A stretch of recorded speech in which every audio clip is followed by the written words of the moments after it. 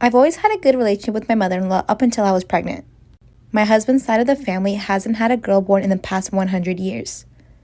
So when everyone found out I was pregnant with a girl, no one believed me. Everyone was so shocked when it was announced that most of them denied it up until the moment she was born. And that's when the horrible comments started.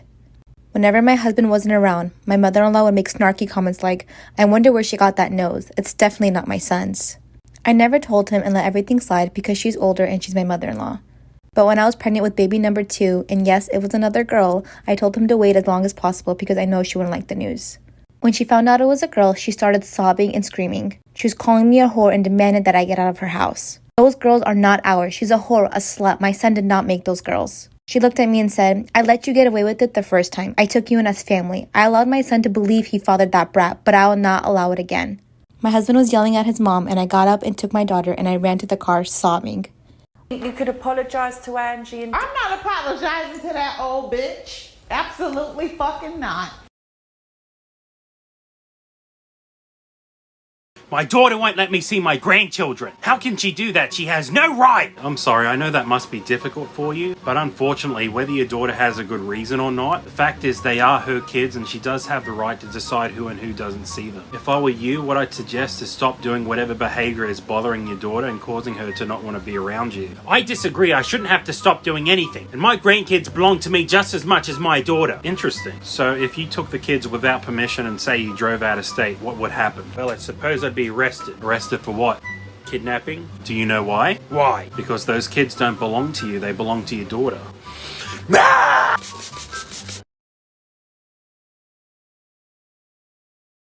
We bringing drama. Fuck you and your motherfucking mama. I found the toxic mother-in-law side of TikTok, and it is where I belong. So I thought I'd just do a nice little put a finger down for my mother-in-law. Shout out to you, Lori. So put a finger down if you sent your mother-in-law a nice message on Mother's Day saying that you hope she had a great day, and then she took it really offensively. So she had your father-in-law call your parents and yell at them and say that they need to control their daughter. And then your father-in-law called you repeatedly on Mother's Day while you're trying to work on your PhD exam, and then he wouldn't stop calling, and so he sent you a 500-word text message saying shame on you multiple times.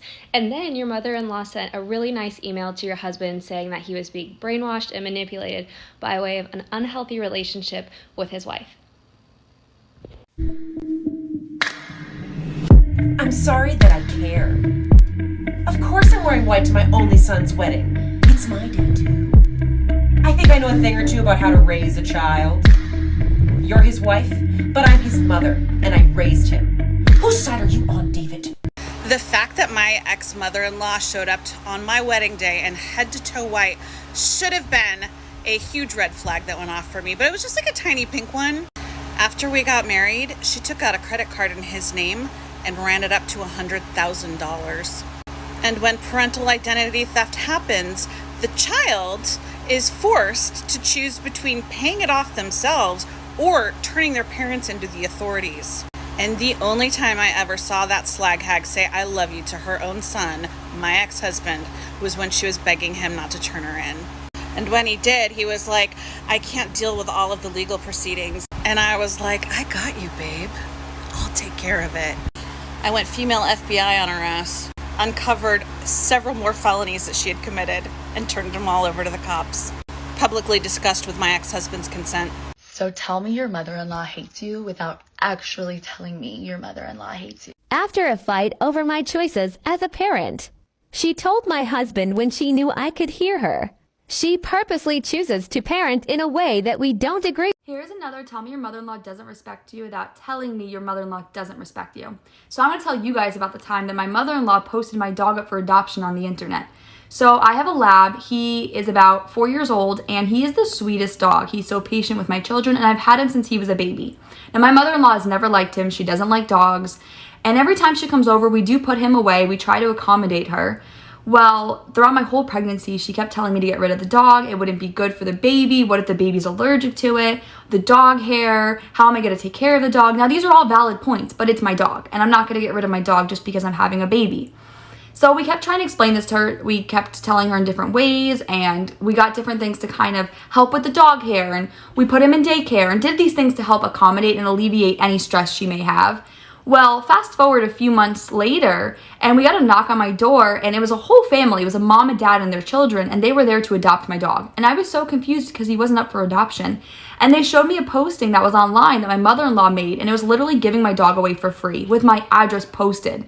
And I'm so confused because my dog wasn't going to get adopted. He was my dog. And when we confronted my mother-in-law, she told us that she was doing what was best for us and for our family, and that her family had contacted her and said that it was a bad idea and that we needed to get rid of our dog. Needless to say, we still have our dog.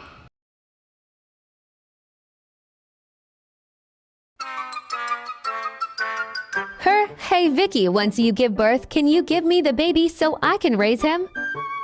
Her, well, why else do you think you're living in my house? Haha. So I can keep it. Me, feelings hurt, just stays quiet. Her, well, I'm gonna ask Junior, and it's up to him. Whatever he says is what's gonna happen. Hey Junior, when the baby is here, are you going to give me the baby so I can take him in my room once has born?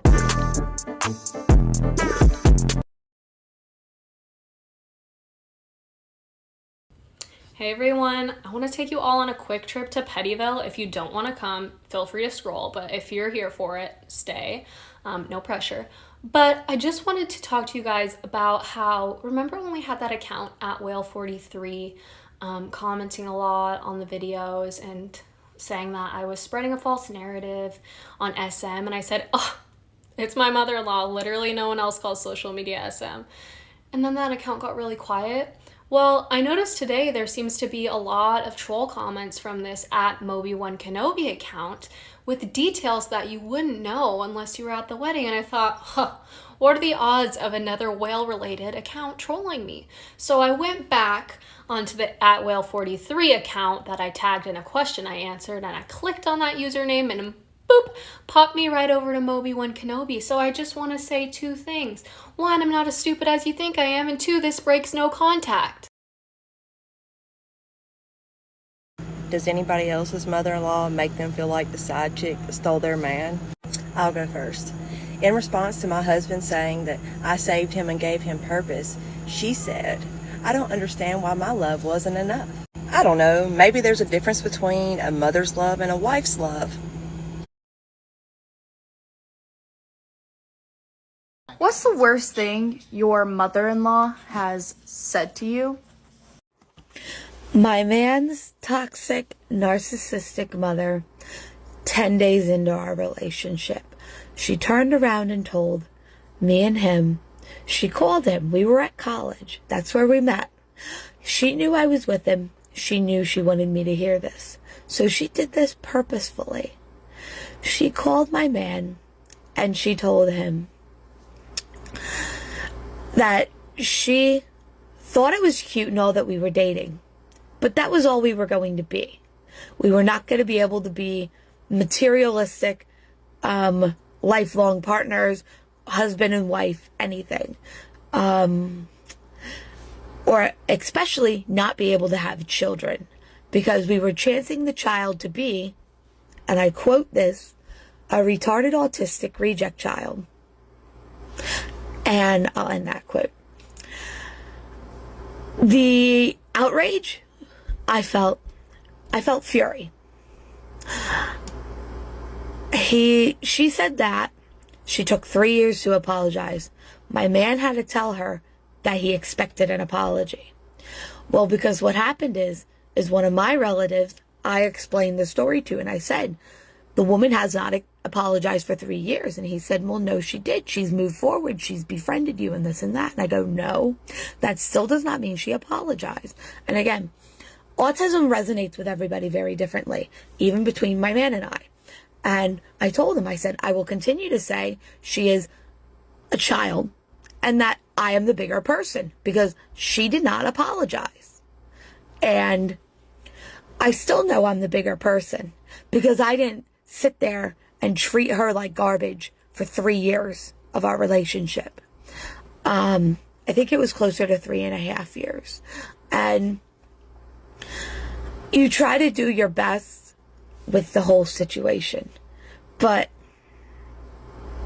yeah, she did that, and I forgave. I will move forward because she forgave. She apologized. Finally. It took 3 years to get that, but I will never forget. And I even told my man that I will never forget, because that was hurtful what she said. And that's to anybody who has a disability, and I know plenty. And to say that about somebody, your own son, who's on a roll in high school, dean's list, top of class in college, to say that that's a retarded person,